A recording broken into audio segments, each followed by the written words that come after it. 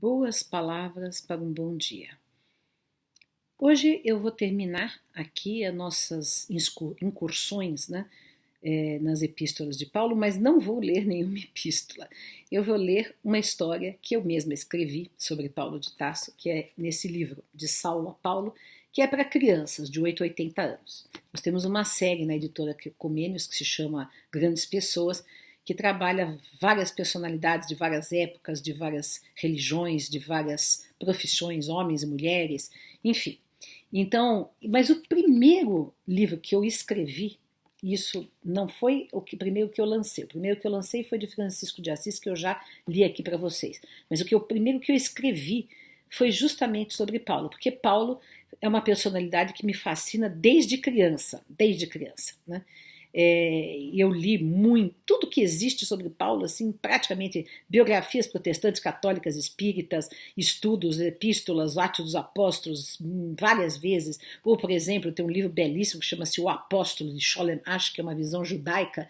Então, assim, sou uma devoradora de obras e também daqueles que criticam Paulo, que culpam Paulo por todos os problemas da Igreja Católica Apostólica Romana, que eu não concordo inteiramente. Tudo bem, ele trouxe para o cristianismo alguns aspectos que possivelmente não estavam em Jesus, né? Ele tinha um caráter um tanto quanto autoritário, porque ele era, né, um rabino que foi convertido ao cristianismo. Ele tinha o seu machismo, que era do contexto da época, e isso não tinha, Jesus não tinha nada disso. Jesus não era machista, Jesus não era autoritário, enfim, Jesus era Jesus, né? Enfim, ninguém é como Jesus.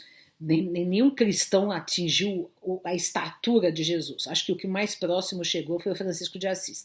Mas ele foi uma pessoa de coragem, de paixão, que se dedicou de corpo e alma à difusão dos ensinos de Jesus nesse primeiro momento do cristianismo, e eu admiro muito isso. Então eu vou ler a história dele para vocês, que está nesse livro.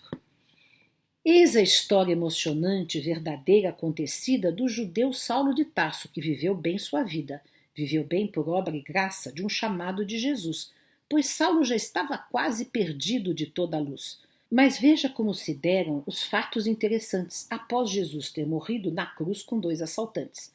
Os discípulos de Cristo, em plena Jerusalém, continuaram depois praticando o amor e o bem. Pedro, Tiago, Filipe, João, Maria, Mateus e muitos outros anônimos viviam servindo a Deus. Logo, os primeiros apóstolos uniram-se mais cristãos, partilhavam alegria, amando-se como irmãos. Estevão, e assim vai todo muito bonitamente ilustrado aqui. E entre esses novos amigos, uma alma fulgurante, Estevão curava enfermos e ensinava o ignorante. Com verbo doce e inflamado, falava Estevão de Cristo, com atos bons e sinceros do povo era benquisto. Porém, na cidade havia outro jovem conhecido, não era bem como Estevão, mas poderoso e instruído. Doutor da lei, sacerdote, arrogante, inteligente, era bem Saulo de Tarso o orgulho de sua gente. Quando o mestre fora preso, perseguido e condenado, não havia ainda Saulo de nada participado. Só depois ouviu falar de uma gente humilde, estranha, que exaltava um carpinteiro com fé e coragem tamanha. Logo Saulo ficou fulo por tão grande pretensão, gente simples, miserável, fazendo ao povo sermão. Como judeu radical, não cederia jamais que Jesus, um carpinteiro, fosse o príncipe da paz. Então Saulo, furioso com todo e qualquer cristão, iniciou sem piedade terrível perseguição. Prendia gente inocente que acreditava no Cristo, mandava chicotear com tal furor nunca visto. Até que prendeu Estevão e o levou ao tribunal. Taxou-o de mentiroso, de feiticeiro do mal. Estevão, com humildade, sem jamais trair Jesus, suportou a acusação de olhar sereno e de luz. Não adiantou a defesa que fez com palavra forte. Saulo e outros fariseus decretaram sua morte. Morte de apedrejamento praticavam os judeus. E Estevão, ante o perigo, não deixou de crer em Deus. Em meio a tantas pedradas, quase morto, ensanguentado, Estevão viu que Jesus o esperava do outro lado. Mas percebeu que o Senhor olhava Saulo apiedado, e Estevão pediu ao mestre: perdoa este seu pecado. E morreu serenamente, com perdão e paz no olhar. Entregou a alma ao mestre e com ele foi morar. Mas Saulo continuava querendo matar cristãos. Não suportava essa história de sermos todos irmãos.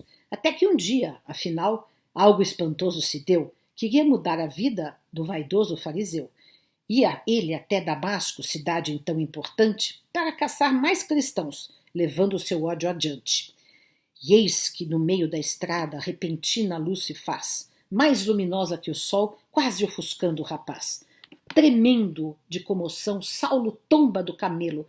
No céu se rasga um caminho e desce alguém para vê-lo. Voz suave, olhar profundo, rosto belíssimo, santo. Pergunta esse alguém a Saulo: por que me persegues tanto? Responde Saulo espantado: mas quem sois vós, meu senhor? Sou Jesus, a quem persegues, com tanta raiva e rancor. Saulo chora, se arrepende, ajoelhado sobre a estrada. Ante Jesus majestoso, seu orgulho vira nada. Pergunta então entre lágrimas: Senhor, que queres que eu faça?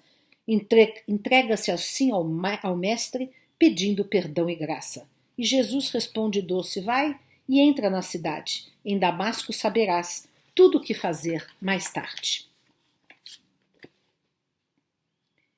Desaparece Jesus, mas fora a luz tão rasgada, tão grande o arrependimento, que Saulo não via nada, e cego, choroso, humilde, a Damasco foi levado. Sem comer e sem beber, passou 3 dias trancado. Sozinho numa pensão, passou 3 dias em prece. Quando menos esperava, uma visita aparece. Um velhinho bom e calmo diz que se chama Ananias e que Jesus lhe mandou trazer a Saulo alegrias. Numa oração muito ardente, o velho lhe impõe as mãos, Saulo volta a enxergar e abraçam-se como irmãos. Desde esse dia em diante, com idêntica paixão com que odiara Jesus, Saulo se torna cristão. Como amigo de Jesus, não seria mais doutor, virou assim tecelão, honesto trabalhador. Que vida de peripécias passou então a viver, bem dissera o Cristo ao velho, que muito iria sofrer. E Saulo sofreu sem tréguas, pedrada, prisão, chicote, mas espalhava o evangelho sempre com ânimo forte. Viajando por todo o império como cidadão romano e a pé, fundando igrejas, seguindo um sublime plano. Corinto, Antioquia, Chipre, Filipos, Éfeso, Roma, Saulo vai a todo mundo, tece, prega, amigo, soma.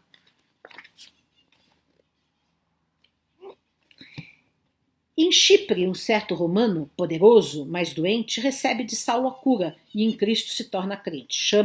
Chamava-se Sérgio Paulo, e é em honra a esse amigo que Saulo passa a ser Paulo, trocando seu nome antigo. Unindo-se mais a Pedro, que era apóstolo mais velho, Paulo luta ardentemente pela glória do Evangelho.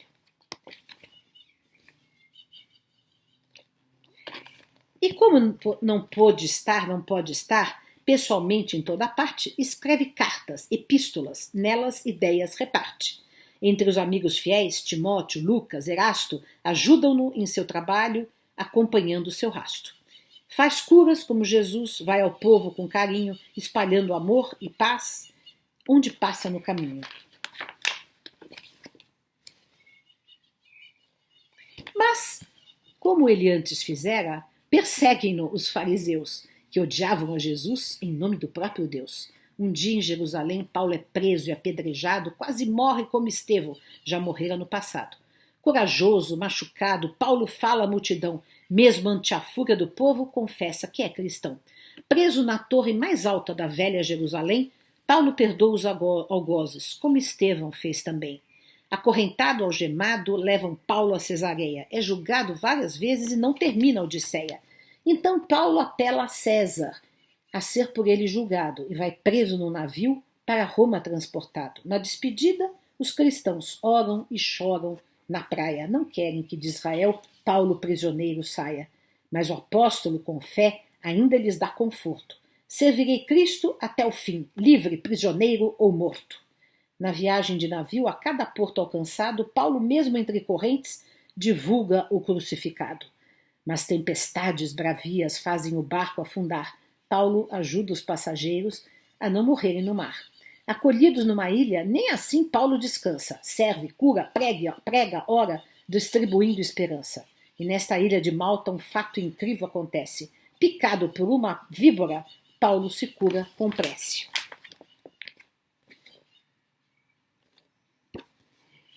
Depois do naufrágio triste, prossegue bem a viagem e Paulo vai semeando amor e fé de passagem. Em Roma esperam-no amigos, são companheiros cristãos que alegres recebem Paulo, beijando-lhe as santas mãos. E Júlio, o centurião, que levara o prisioneiro, foi ficando seu amigo durante o trajeto inteiro. Entregou Paulo à prisão, cumprindo a lei e o dever, mas ao lhe dizer adeus, foi Júlio a se comover.